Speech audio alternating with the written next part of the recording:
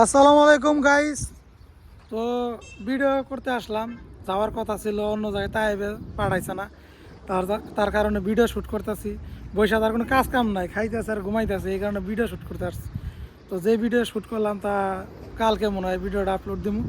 আর এই যে একটা লুক নগে করে নিয়ে আইছি, তা এটা শিখাইতে শিখাইতে পারি না, তাও মোটামুটি যতটুকু করছে দেখা যায় কেমন হয়, এডিটিং করতে হইব।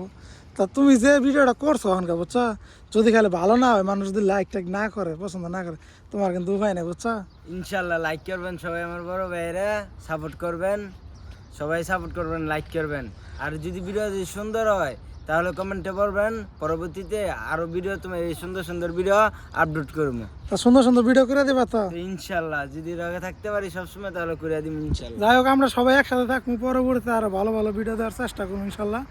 কিন্তু এখানকার আপাতত আমার নতুন নতুন অবস্থায় তো দেখা যায় কেমনে কি করা যায়।